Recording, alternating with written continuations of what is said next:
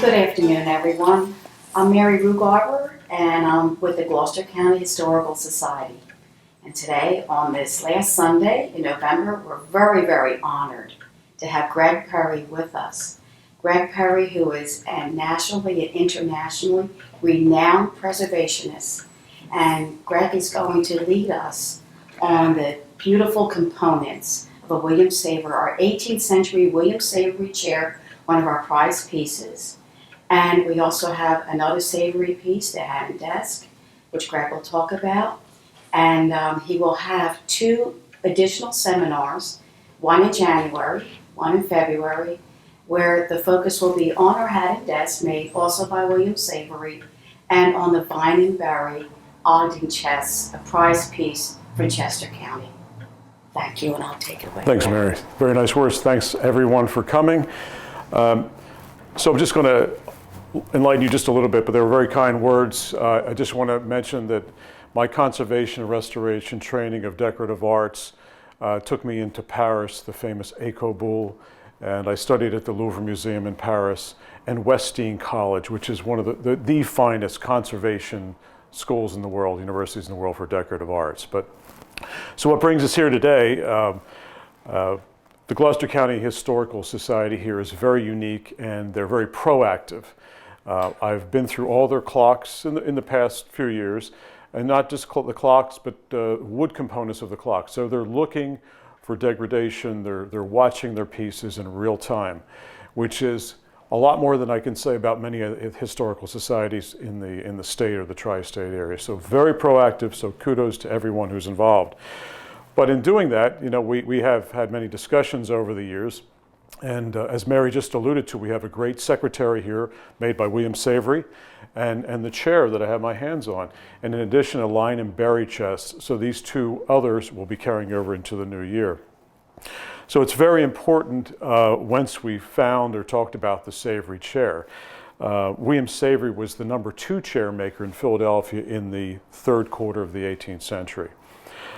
Savory was somewhat of an innovator. He wasn't... Back in 18th century Philadelphia furniture making, traditionally you would have one person build the chair. You would have another person come in and do the carving, or parts would be subbed out.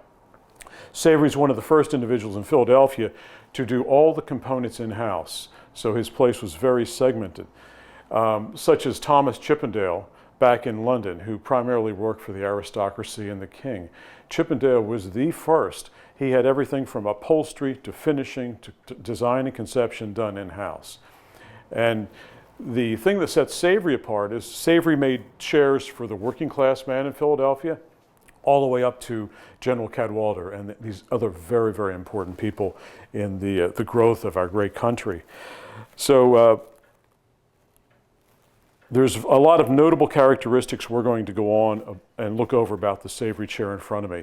In addition, we're going to do some contrast and comparison about another chair, which is an unknown maker. It's not a Savory, but it's a Philadelphia Chippendale chair.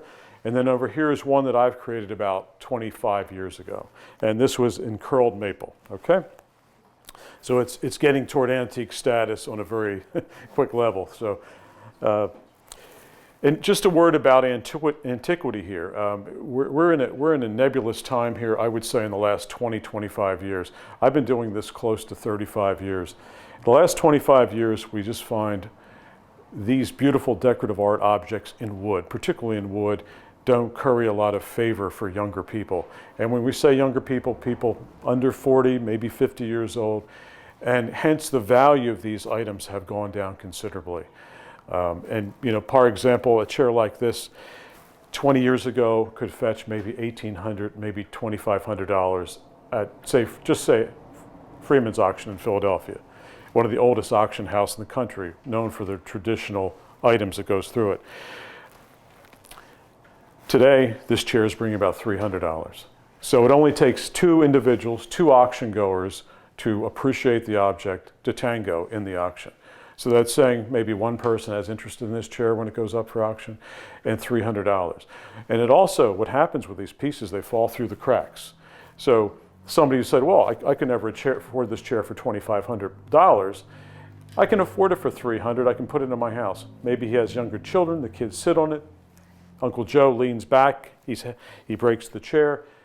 So the chairs in antiquity are falling into hands of people that I don't want to say really shouldn't have it, but they don't know how to take care of it. And they're not asking themselves questions, how do we maintain these pieces? So we are exponentially throughout the country, vis-a-vis auctions, losing historic materialism right and left, particularly in the wood aspects. So it's a very, very sad time. And much of my, I'm doing conservation all the time in the studio, but I'm speaking about 10 to 12 times a year around the country and trying to enlighten people the importance of our history and our decorative arts through wood furniture. So it's very important. So here we are. We're gonna start with, this is the older of the chairs, okay? This chair is probably in the 1750s. And what makes this chair interesting are some of the interesting aspects that denote in this chair to a certain time period, or the trifid foot. The trifid foot was a transitional foot from the 1740s up until probably the 1760s. And then the ball and claw of the savory came in and superseded. But in addition to, this is a very underdeveloped trifid foot. And I don't know if we can get a good camera shot there, but these two flutes in here on the really developed ones in the 1750s and 60s go way down, are really carved out. And the foot has almost a duck feel to it where it lands on the bottom. Another nice development about this chair, it has a sock. A lot of them just have the trifid foot, but the sock is in great development up here at the mid-ankle, so it's very important. Very well-developed shell. A more developed shell. So look at the depth of this shell on the savory chair. Now, let's keep in mind, this chair is in the 1770s. So this is the height of Chippendale furniture. It doesn't mean that this chair has excessive carving on it, such as the one that I've made, but this just so happened this was the client. So these chairs were not made, set into boutiques down on South Street or Wood Street or Pine Street. These chairs were made on commission, all of them. Whether you were middle class, you were the aristocracy, you were in the military, whoever you were. So someone told Savory or Savory's design person, I want ball and claw, I want shell on the crest rail, ears, fluted ears, et cetera, et cetera. So all these chairs were on commission only. I would say here, and this is the rail. This is a shell that's rather underdeveloped. This shell is full, so you can see over a 20-year period how styles are changing and these things come about. These chairs are put together by mortise and tenon joints. And for no one knows what that is, this rail inside has the male section on it. And the male section is sticking out. And the female mortise is here inside the post. So it has two slots to receive the two ends, the two tenons. So what happens once these are put together, then you drive two wooden pegs through, traditionally two square wooden pegs into a round hole.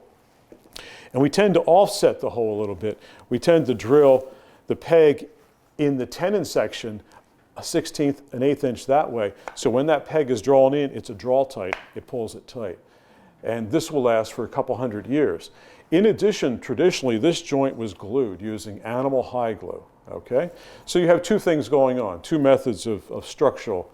You have an adhesive and a mechanical bond there.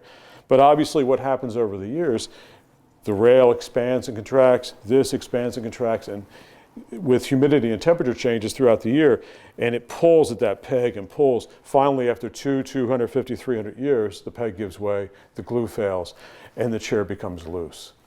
Once the chair becomes loose, and that's a condition that Patty and I first spoke of, as in this guy, and you have this shift, if everybody can see that, this shift back and forth. So in addition to the pegs, and I'm going to show you here where I've drilled these pegs out. These are the pegs holding this tenon in the side, okay? So what happens is the pegs have given way. Now, if you guys continue to use it, you have a patron coming in, going museum goer, and they say, oh, I'll sit down the chair, and they go back and forth. You can actually end up breaking this tenon off. You could break the tenon, we could break the post block here, and you can't hide these breaks. I mean, you can camouflage them a little bit, but you can't hide them. So this is what's happening over time, is the glue failure and things like this, and you have to keep people off. But in addition, they knew this was happening. So glue blocks are really an after effect. So once maybe, who knows, 1850, this chair starts getting a little shaky, and someone takes some rough framing lumber and puts in here, drives some housing nails in, which were handmade nails at the time, and it keeps it tight. So they glue and put these corner blocks in. But even now, it's been so long, these glue joints are failing here. So but we'll go over the proper restoration of this chair. And let's come back to the trifid foot chair here. So the famous Philadelphia chairs, only in Philadelphia, and all these chairs were done in cabinet making schools. It started in Charleston, Baltimore, Philadelphia, New York, Newport, and Boston. These were the major schools, and when they called them schools, there were stylistic differences. And it's almost like, liken it to sometimes when I've gone to Italy, there's like a family that runs a whole city in Italy, like Napoli. So a family still runs that, believe it or not. And they would probably take over Palermo if they could. I mean, that's just how it is. But that city in Napoli has its own characteristics, and they wanted to maintain it. So hence these schools producing furniture up the East Coast were extraordinarily different. They all were, say, buying into the trifid foot at one time, the ball and claw foot, but they were all distinctively different. That could be for another demonstration, another talk. But the Philadelphia is thought by scholars, all the Philadelphia furniture, particularly the Philadelphia chair, to be the pinnacle. And I think one must look at the design element of these pieces, whether it's my copy or this copy or the other. A lot of times you go to larger museums, and it could be museums in Philadelphia, and their whole mantra is they're highlighting a maker. Philadelphia furniture can't be looked at as maker, Savory, Gillespie. You can't look at it that way. You have to look at beautiful proportion, the finest chosen hardwoods from forests that go back 700 years, and the wonderful ornamentation applied. And tie all that in with proportion, and you have the magic of Philadelphia. To me, New York chairs are more vertical, they're square, they're boxy. That would be the closest comparison to a Philadelphia. Say a New York ball and claw foot instead is more squat. The Philadelphia is very round, so it's a little bit smashed. When you get up into Newport, the talons tend to sit up on the ball a little bit. So if you're an adequate restorer or conservator and you're missing a leg and I have to carve it, you have to know those stylistic changes, just of those major schools we're talking about, so it's paramount. And it just doesn't happen overnight. So in essence, it's the whole ambiance of these chairs or this object. It's no different than our secretary. Great proportion, great lumber, great hardware, great interior, which was for another time. But only in the Philadelphia school, and this led us into this segue. Here's the rail. Just imagine, this is the side rail. The tenon actually comes through the back post, the back stile. It's the only cabinet making school in the colonies that's ever done this. They did it in London for a time period, but Philadelphia, the better quality furniture you would have had through tenons. So the tenon would go through the post and you peg it solid. The other component, this is a rail. Again, you have 4 rails around this chair, all the chairs. This is a separate piece of lumber here. It's called a shoe. So in the construction of this chair, the whole back of this chair was constructed as a open structure with no interior. This is called a backsplat. This black backsplat, once the entire chair was done, is added, okay?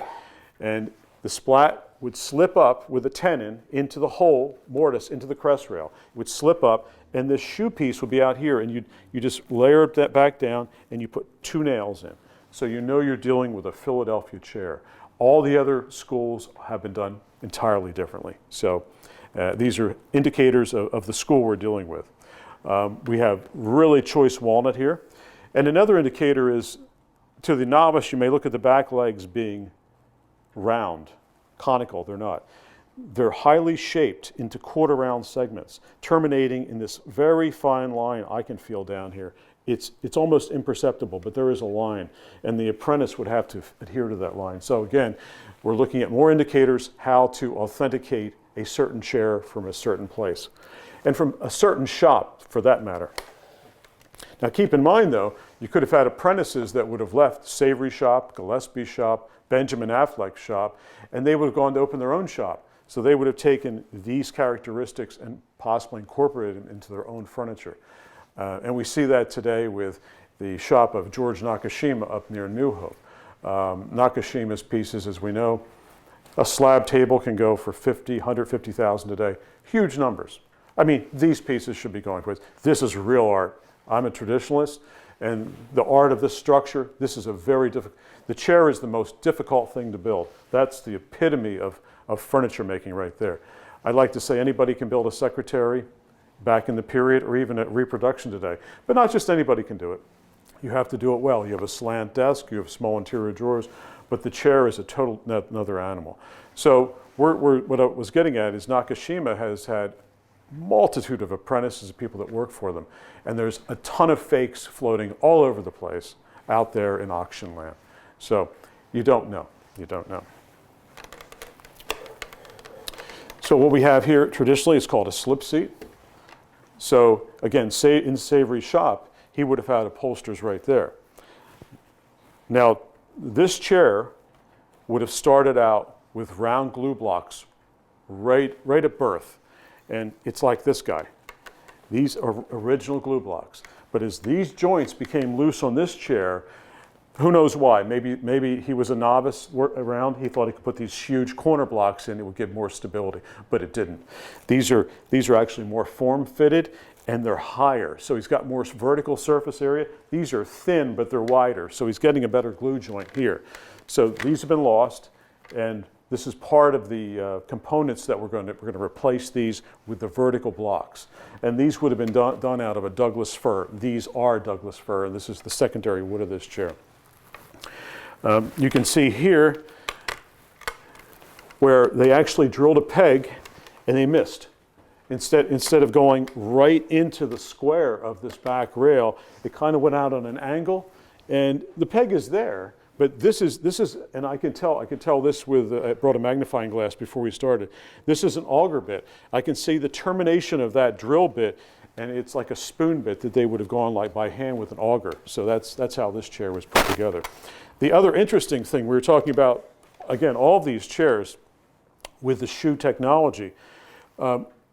Savory was the first to offer, say, this chair form with a different splat here. So different splat. So maybe we want a pierced splat. Maybe we want a pierced and carved splat. So it would be an option. So Savory around the 1780s, as the Chippendale chair was declining, thinks he needs a little more ornamentation. He opens a retail shop on Pine Street. So he has splat options. He has crest rail options. You can get it plain or you can get it carved with this cartouche. This is a lovely cartouche, and we have to do a little more research into this cartouche for this chair because it's very familiar to a collection called the Lambert Collection. And the Lambert Collection was made for an individual from Lambertville, and I think, without looking, it could be anywhere from 8 to 10 chairs, including the armchairs. But this motif or cartouche is very reminiscent of that, so we should look into that at a later date. But nevertheless, he would have provided options for the splat, piercing and or piercing and carving, okay? And you may be getting a lot of reflection in the camera. This chair is very badly finished. This is a new finish within the last 50 years. It should be a very old, dry, gasping for water type finish. But no, it's very shiny, and this is not the real world for a chair that's 290 years old. So just a thought here, let me just maneuver around on the floor. So this is what it has. The cabinet maker, furniture maker at the time would use this type of saw, a bow saw. And what he would have available to him are blades actually just an 1/8 inch wide, up until this one is 1 1/4 inch. So the 1 1/4 inch saw he would use to saw out the side rails of this, okay? And literally put it on his bench, and he holds it in this manner and goes back and forth and would literally saw out the straight timbers. Putting an 1/8 inch blade in, he would take this block, and after he made his template, this would be horizontal on his bench, and he would be going up and down with the saw in this manner over the side, and he could maneuver that 1/8 inch blade, and this could be turned as such to make, turn, bent, to do whatever you needed to do. So the entire chair is sawed out from this. You would have had the really low-end apprentices cutting this back split out. As you can see, that back split, there's a lot of angles to the Philadelphia chair. That's what makes it very special than the other centers. You're not just looking at a square chair. You're looking at this beautiful bowed back for comfort, because you had more wealthy patrons in Philadelphia. And it was considered that Philadelphia was the most cultured city in the world, only behind London in the 18th century for about 30 years. New York didn't even exist. We attributed that to our great waterway, the Delaware River, just a few miles from us. But you look at the chair from the side, you look at the chair from the back. Its shoulders, it's coming in like this. You look at this chair, it's extremely radical. And that's why I copied it. This is a William Savory copy. So it's beautiful because it's bowed back even more, and it's very tight at the floor coming down.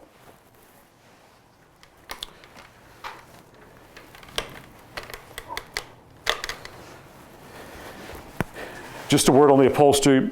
This upholstery, this slip seat I didn't bring here today. It had some critters living in it, and I don't think we wanted to bring it back into the house after I exposed it. So they were still eating, or there has infestations. So what we're going to do is we're going to reupholster the seat. This traditional seat has a jute webbing, the very coarse, almost rope-like webbing, strung in cross sections on a wooden frame, on a shiplap frame that is something like this, shiplapped at the corners, and then pegged. You have jute webbing, and then you have horse or hog hair that embodies the bulk of this, and then you have a layer of actual natural cotton, and then fabric. So, didn't want to bring any bugs back today.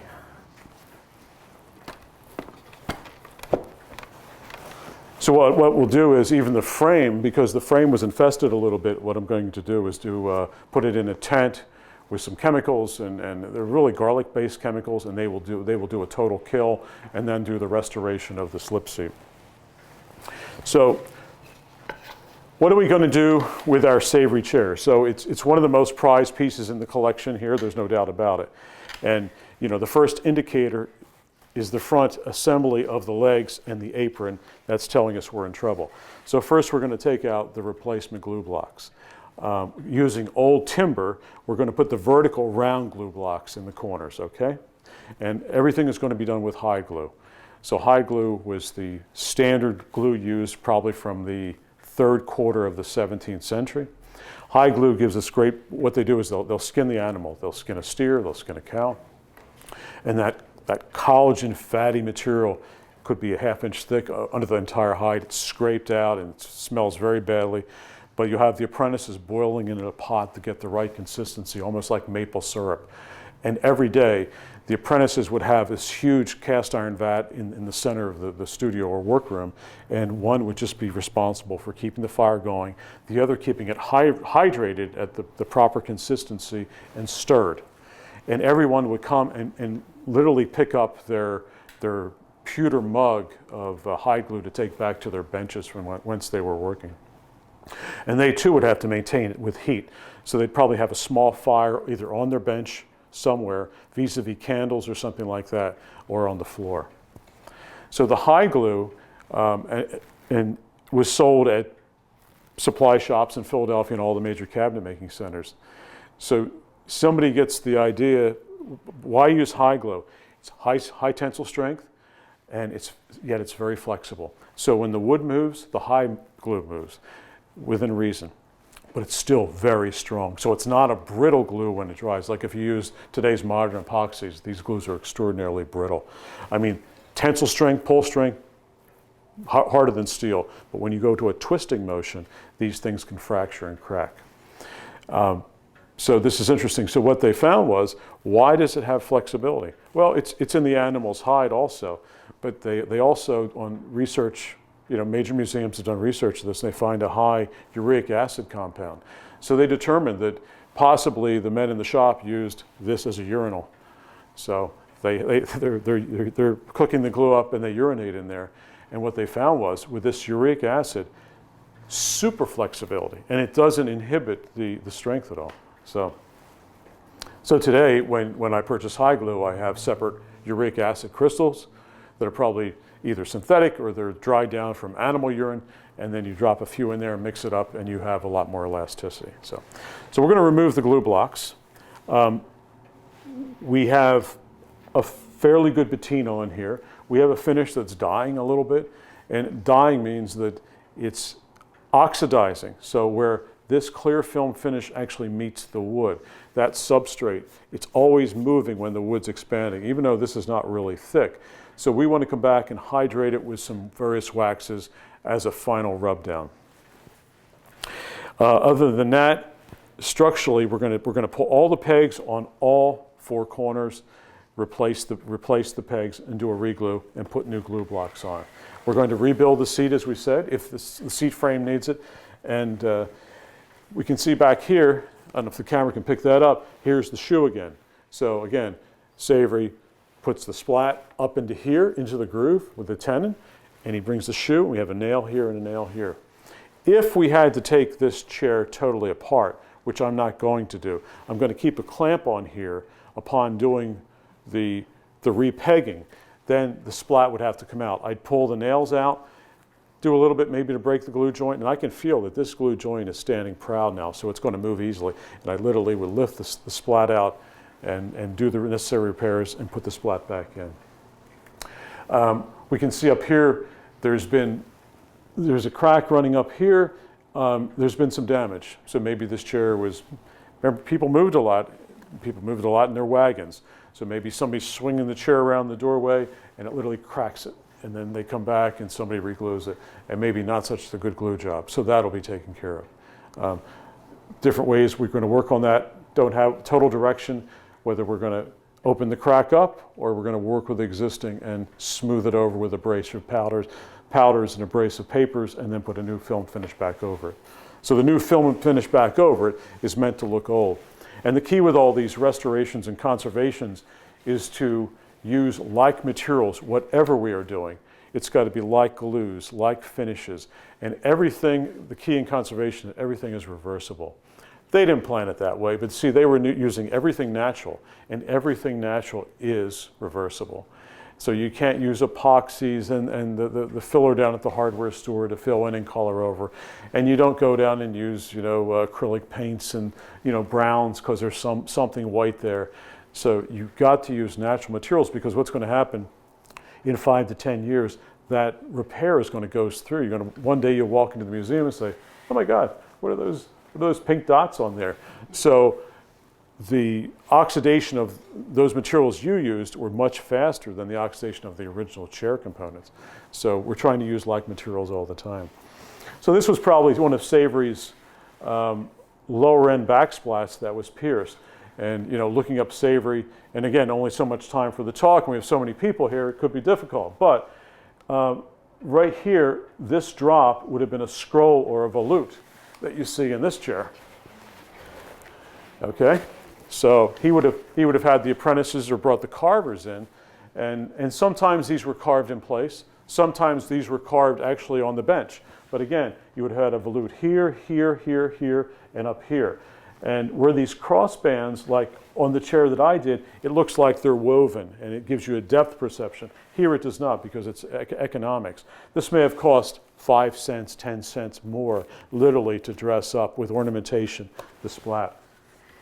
But traditionally, strong carving from Savory, ball and claw feet, applied shells, or knees shells, applied shell on the crest.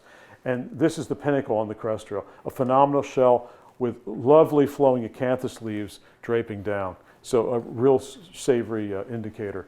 And then here, these are called the ears. Chippendale chairs had ears. Queen Anne had rounded shoulders. But when we got to Chippendale, the shoulders are perked up like this. It was the time in ornamentation, Rococo ornamentation, to say, here I am, come look at me. It was as good as it gets. It's almost the equivalent of going into the Victorian age, when everything was ornamentation on top of ornamentation.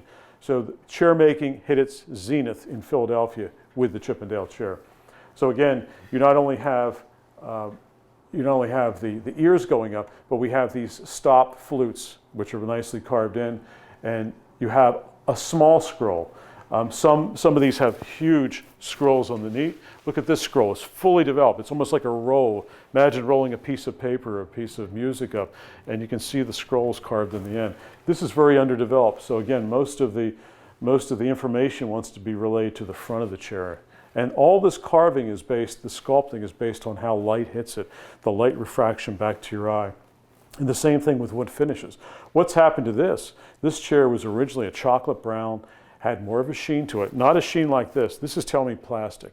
This is a lacquer finish, so this finish shouldn't be on here. Lacquer will eventually degrade the wood surfaces over 75, 80 years, but this is a shellac finish, totally natural.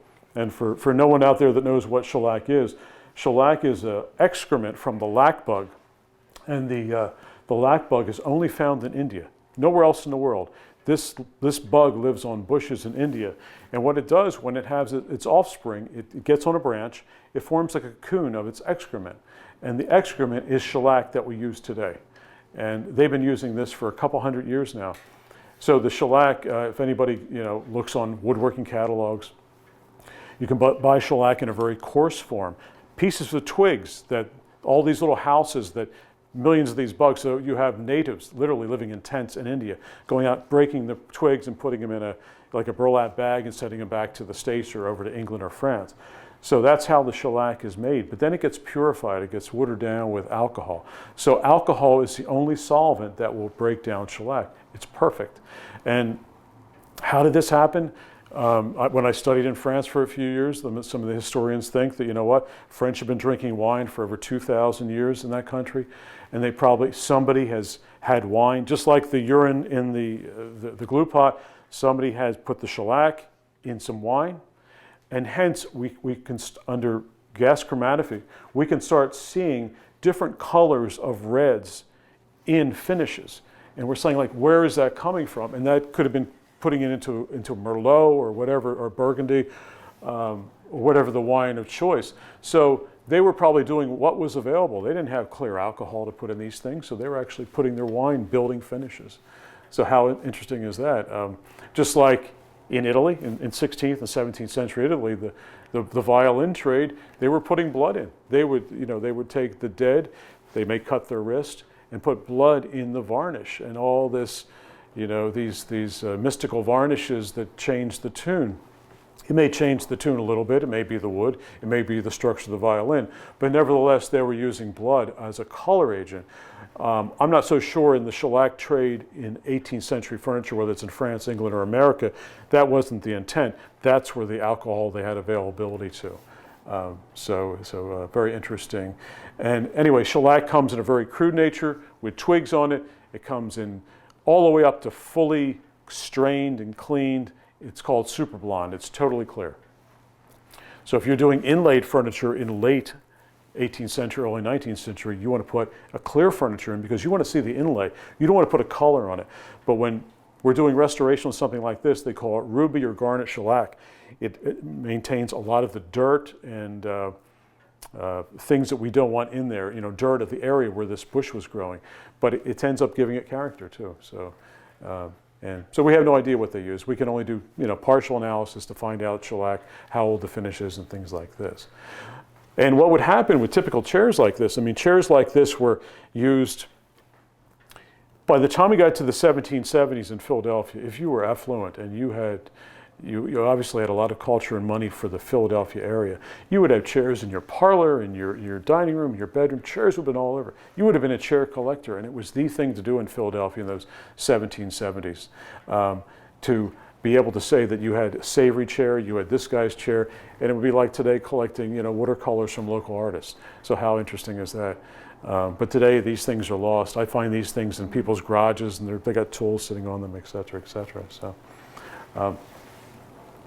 So I think that's about it. That's our plan for this, is to take back the finish a little bit. But I was also going to say, over the years, starting somewhere in the 1780s in Philadelphia, even in Bridgeton, New Jersey, in the 1790s, there was 2 itinerant finishers going around, and they would literally go down Commerce Street with those huge houses that still stand there today, and they would knock on the door and say, "Do you need your furniture polished?" and they'd come in and can I live in the barn out back in the basement for the week, and you feed me and I'll charge you this much more up and beyond the accommodations. All they would do their entire life is just go around and finish furniture. But what they weren't doing, and then what is patina? Patina is that build-up look over the years since this piece was done new. So they would come in, they're not cleaning the furniture. The furniture has a lot of carbon on it from the fireplace, has other environmental contaminants. Maybe the windows were open in the summer and the dust stuck to it. So they come in with a pad or a brush of shellac, they shellac over the whole thing. So when we look at photo micrographs, we can look at layers. Sometimes I'm picking up 7 layers. Finish, new finish, old oxidized finish with dirt impregnation, a lot of carbon from the fireplaces, new finish, and you can just look at these layers, almost strata like topsoil. So how interesting is that? So that's the patina, and that's what I can't fake. Some of us can fake it if we try, but we're not trying to do that. Trying to fool the public, and we do have fakers, unfortunately, in this field that would take, say, a non-savory chair and maybe go back and carve this into the crest rail. Maybe the knees weren't carved, so they try and sex up this chair to sell off, and they're sitting at, just hypothetically, the Brandywine Antique Show and say, oh, this is new to the market, this is absolutely fresh, it's been in Aunt May's house for 8-9 generations and it just came to market, and it's a William Savory chair with a cherub on the front. Well, we didn't know anything that William Savory did cherubs in the front, but they do these kind of things to make this is probably the only Savory chair to have a cherub that he did, because that man was so special, he made it for. And this is the kind of propaganda that these people do, a lot of these antique dealers. So we have to look out. So buyer beware. So this is a reproduction now, going on about 25 years old, out of curled maple. And same process, using a bow saw, putting the smaller blade, cutting the fret through and things like this, shaped with rasps and files. So once you get your basic, to get this ear back, this is square, and I take a file and I'm running a file over this to roll it back. Then I'm looking at this side, then I'm rolling this back. I take a carving tool, and we do have a carving tool somewhere. So all the carving on all these chairs would have been done with tools similar to this. So I have 800 in the studio down in Alloway. So again, you would have taken this is just to protect, it takes 2.5 hours to put the edge on here, so protect it with some tape. So you literally have this on the bench, and you're coming back and you're carving this out, and you keep carving, opening it up till it matches this one, or till you get what you want here, and then you match. And then you pencil in these acanthus leaves flowing over the top, and the same thing. So we know how we cut things out. We use file and rasp extensively on this, and these are the carving tools.